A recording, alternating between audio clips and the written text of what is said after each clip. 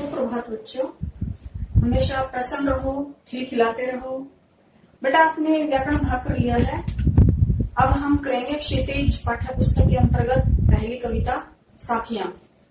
संत कबीरदास द्वारा रचित है ये।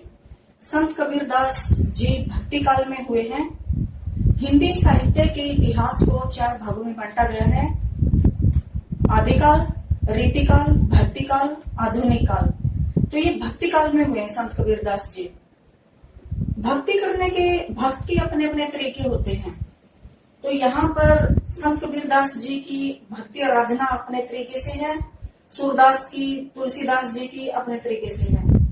तो संत कबीरदास जी निर्गुण काव्य धारा से जुड़े हुए हैं। निर्गुण काव्य धारा के अंतर्गत ईश्वर के निराकार रूप को पूजा जाता है। ईश्वर का कोई रूप आकार नहीं होता, यानी कि ईश्वर का कण कण में वास माना जाता है। वह सर्वत्र व्याप्त है, हर जीवात्मा के अंदर उनका वास है। और सगुण भक्ति के अंतर्गत ईश्वर के साकार रूप को पूजा जाता है। तो संत कबीरदास जी कौन सी भक्ति से जुड़े हुए थे? निर्गुण भक्ति से जुड़े हुए थे, यानी कि ईश्वर के साकार रूप के विरोधी थे। वो ईश्वर का कण कण में वास मानते थे। अब इनका थोड़ा पारिवारिक परिचय जान लेते हैं। संत कबीरदास जी का जन्म 1398 ईस्वी में काशी में हुआ था और निरु और नीमा नामक जुलाहा दंपति ने इनका पालन पोषण किया। ये विवाहित थे और इनकी पत्नी का नाम लोई था। 2 बच्चे भी थे इनके, पुत्र पुत्री कमाल कमाली। तो ये था इनका पारिवारिक परिचय। बाद में इन्होंने वैराग्य धारण कर लिया था, गृहस्थी को छोड़ दिया था और ईश्वर मनन में लग गए थे, ईश्वर में लीन हो गए थे। संत कबीरदास जी निरक्षर थे, लेकिन हम ये नहीं कह सकते उनका ज्ञान किसी विद्वान से कम नहीं था। वो फक्कड़ थे, फकीर थे, मस्त मौला थे। एक जगह पर टिककर नहीं रहते थे, घूमते रहते थे। जैसे फक्कड़ होते हैं, मस्त जो होते हैं, उनका कोई निश्चित ठिकाना नहीं होता। वो पता नहीं भक्ति ईश्वर आराधना करते हुए किस दिशा में निकल जाए। तो उनका कोई एक निश्चित जगह नहीं थी, तो वो कहीं पर भी चले जाते थे। तो इस प्रकार उनकी शब्दावली में, भाषा में, भाषा शैली में विभिन्न भाषाओं का समावेश हो गया, यानी कि तरह तरह की भाषाओं के शब्द उनकी भाषा में आ गए। तो इसलिए उनकी भाषा को खिचड़ी भाषा भी कहते हैं, सदुकड़ी भाषा। उन्होंने साखियों के माध्यम से, दोहा के माध्यम से उस समय के समाज में जैसी भी परिस्थितियां थी, अंधविश्वास, आडंबर, दिखावा, छुआछूत, जाति पाति, इन सब का विरोध किया है अपनी साखियों के माध्यम से।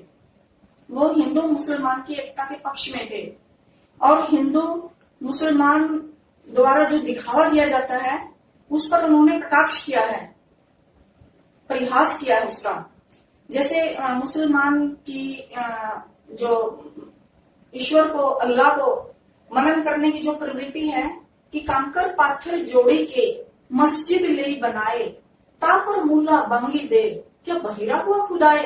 यानी कि कंकर और पत्थर जोड़कर मुसलमान ने मस्जिद का निर्माण कर लिया है और उस मस्जिद के ऊपर बड़े बड़े लाउड स्पीकर लगाकर जोर जोर से अल्लाह अल्लाह पुकारा जाता है।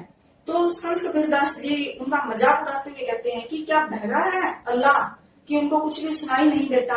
यानी कि ईश्वर की भक्ति अंतरात्मा से होनी चाहिए, शुद्धात्मा से होनी चाहिए। किसी प्रकार का छल प्रपंच नहीं होना चाहिए, दिखावा नहीं होना चाहिए। इसी प्रकार हिंदुओं का परिहास करते हुए भी उन्होंने लिखा है कि पत्थर पूजे हरे मिले तो मैं पूजूं पहाड़, ताते वह चाकी भली पिस खाए संसार। यानी कि अगर पत्थर पूजने से ईश्वर मिलते हैं तो मैं पहाड़ पूजूंगा, लेकिन वो कहते हैं कि इन सब से तो चक्की भली है।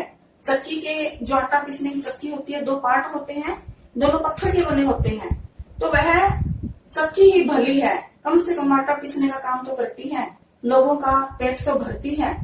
तो इस प्रकार उन्होंने अपने दोहों के माध्यम से इस प्रकार की आडंबरपूर्ण भक्ति का विरोध किया है, उसका मजाक उड़ाया है।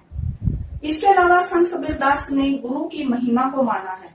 गुरु का स्थान सर्वश्रेष्ठ कहा है कि गुरु ही हैं जो ईश्वर तक लेकर जाते हैं, जो अपने शिष्य का अंधकार मिटाकर उजाले की ओर लेकर जाता है, उन्हें सच्ची ईश्वर के दर्शन करवाता है।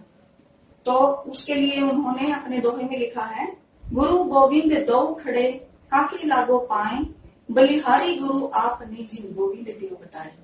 यानी कि वह गुरु ही है जो ईश्वर के बारे में बताता है कि ये ईश्वर है, ईश्वर तक लेकर जाता है। तो इस प्रकार उन्होंने गुरु की महिमा का भी बखान किया है। तो इस प्रकार उन्होंने अपनी साखियों में तत्कालीन समाज को रखा है और इन सब का विरोध किया है। तो हम पहले उनकी साखी को करेंगे आज।